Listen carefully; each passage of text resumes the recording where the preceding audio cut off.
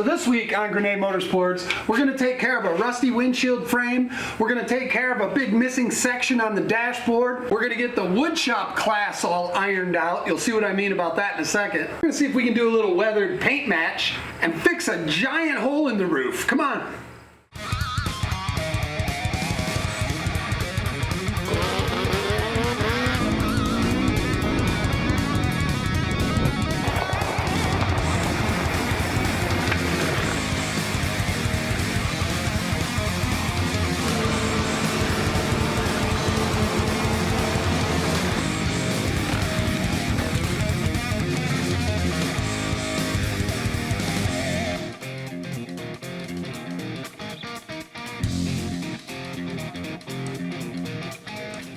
It's time to go.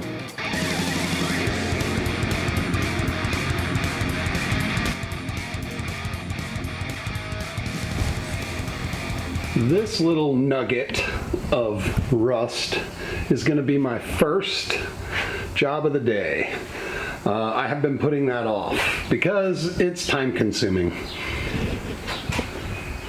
So I'll get the camera set up, I'm going to grind all this, clean it, then cut it out, make a template, transfer the template over there, see what happens.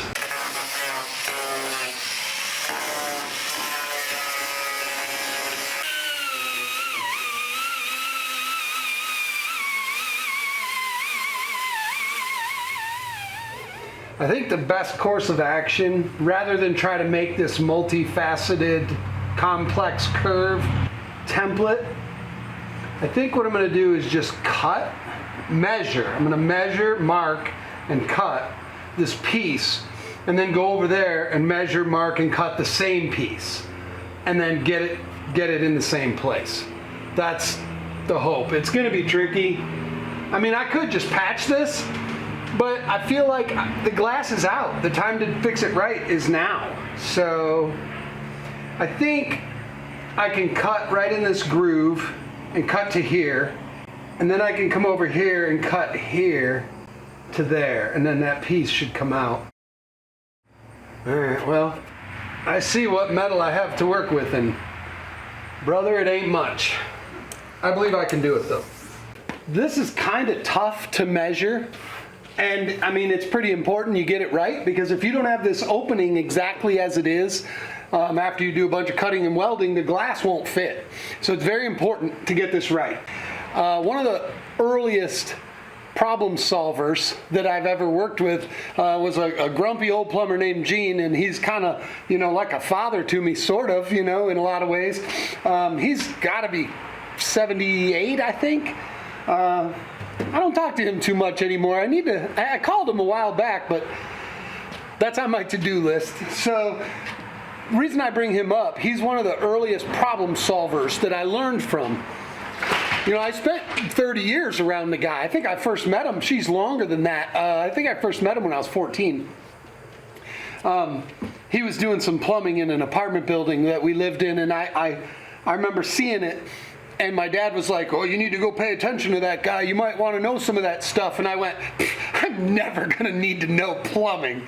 Yeah, that didn't turn out like I planned. I was a plumber for a very, very long time. Anyway, reason I bring that up, I was working with Gene. We were somewhere in a basement or in a building, a dark, dank building. And he's like, measure that. And I said, well, I don't have a tape measure. He goes, neither do I. Go to the truck and get one. I'm like, it's all the way up there. So he goes, he looks around, he takes literally a paper towel, and he goes just like this.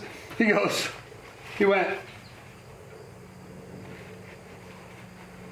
and marked it, and goes, here, take that. Take it to the truck and measure it. And I literally, that was my measurement. That's how I did it. So you would think that something like this could be measured in that same way, and it could. You could use a piece of string, you could use a paper towel. I'm not going to do that because I've evolved. I'm not a Neanderthal as much. But this, you see these in sewing kits, you know.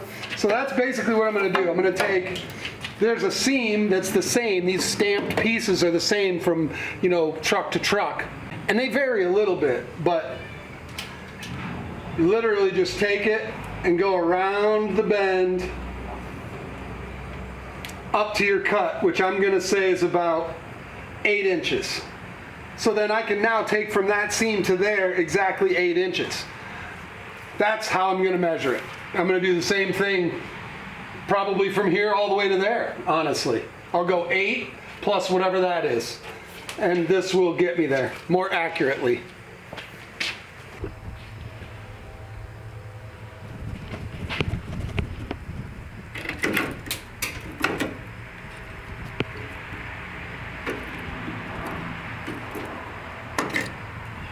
So that's largely the piece.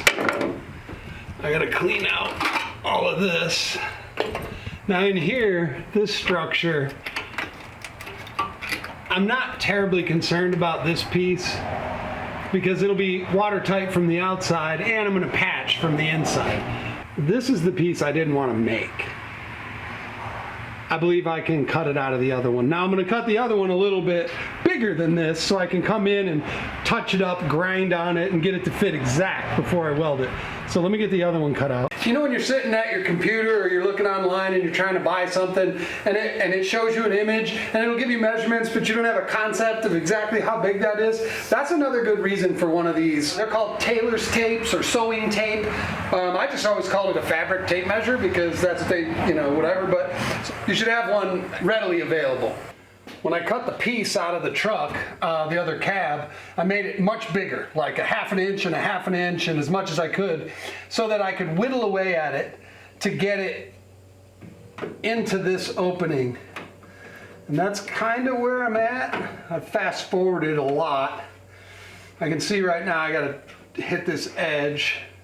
That'll let me pull it down in, and we are very close, honestly. I don't know how well you can see, but yeah. All right, let me whittle away a little more. And over here, it's exactly the same. Now I know the arc will change, but I mean, it's a little gappy here and a little gappy there. Here a gap, there a gap, everywhere gap, gap. I would say though, for the first time ever doing it, I'm reasonably content. This is all lead, so I'm really not gonna weld here anyway. This is gonna be filler, but I'll weld all the way up to it. This is just a piece of this outer wrap that'll come right off when I weld, but I'm gonna get it tacked into place and then do some fit and finish. It's gonna take a long time. I'm not gonna make you sit through that. I'll come back in a few seconds and this will be lovely. I'm sure there's a body guy out there somewhere cringing, but the reality is I don't care. That actually took kind of a long time, about an hour and change. You can see the little on-off marks in the corner, but I'm going to use a real light layer of filler, just real light. And I'm okay with it. Honestly, it was a rust hole before, and it seems to measure correct. So, as far as like this right here, I'm gonna actually just patch that. So I ain't too worried about that. But this was important, and I'm glad I got it. So next time you see that, it'll be all matched to sort of the color, and I'll be putting glass in it. So I have that piece, cut it bigger than I needed, and I have that piece and that piece. So let me get rid of this carcass and I'll get everything back in here and get to work. So I don't know if I showed yet, I cleaned the paint with muriatic acid, and I'm going to paint the back of that firewall black like someone else painted this, but also I did that. I did it last night. It was originally that color when I got the truck. The centerpiece was green, so I matched the color best I could, and I fake patinaed some age to it, so hopefully when that's put on you won't notice it quite as much. But anyway, I had no choice because remember the bottom of this one door is cut off, so I have to replace it. That'll be bare metal, So I have to somehow blend that door.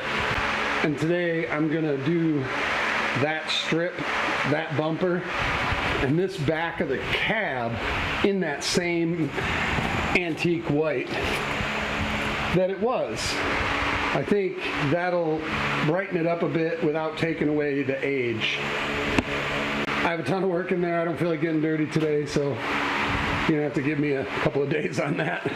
Come to think of it, I don't have a couple days, or that's all I have. What's today? I don't even know what today is, but I gotta get back at it.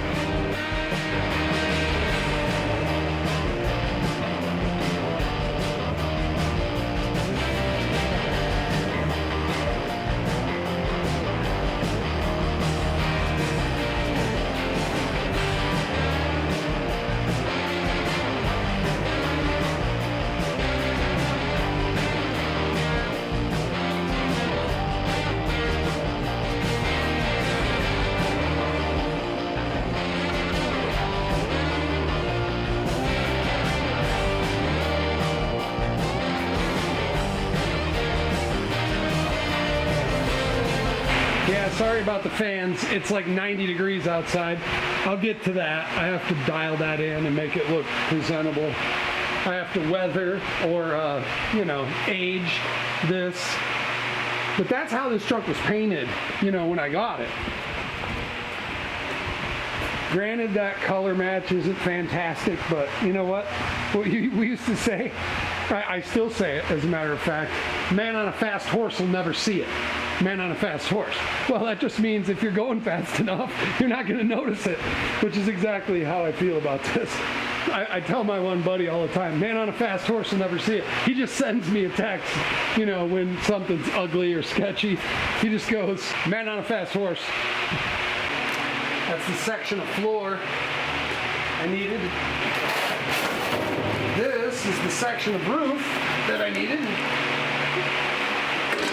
New cherry bottoms, 69 Mustang fuel tank. This is the seal for the headliner, which I've ordered a new one, but it's usable until the new one comes, because I know how LMC truck is. They'll send me something that doesn't even go to this.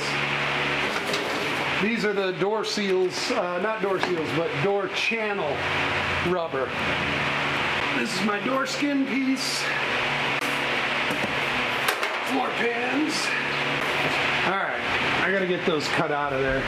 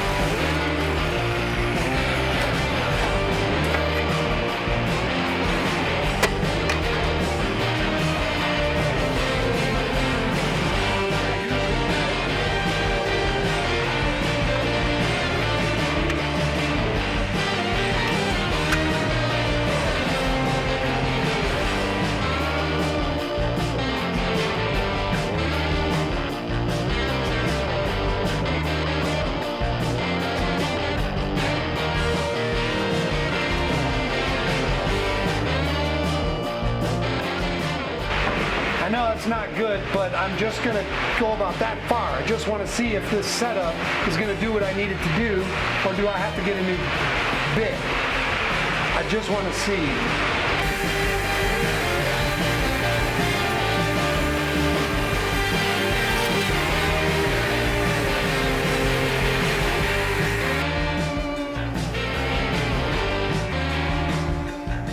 I'm glad that's out of the way. I've got all this figured out. I have a ton of welding to do inside of the cab, but I'm out of welding gas. I need some shielding gas. So let me grab the empty bottle and run up to town and do an exchange, and I'll be right back.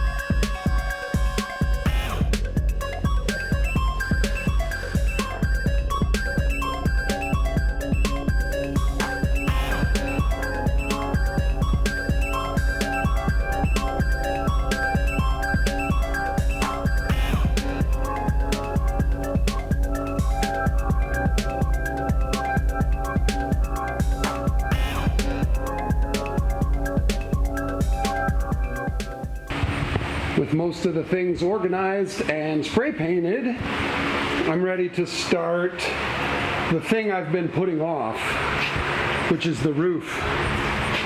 That's quite a bit of work. But I really did get a lot done yesterday, and I'm okay with the fit and finish of that. I'm okay with the fit and finish of this. It's fine. The rubber's gonna fill this gap all the way anyhow. And then you're not even gonna notice any of the imperfections. I still have a big job in the doors and a big job in the floor. But, like I said, I got the piece and I have the roof, so I'm ready to get started on that right now. I'm gonna clean this piece up, then I'm gonna mark and cut this because a lot of this metal is no good. You can't weld to that. So I need to make that hole actually a little bigger, and I'm going to make it square so that it's easy to deal with. Yeah.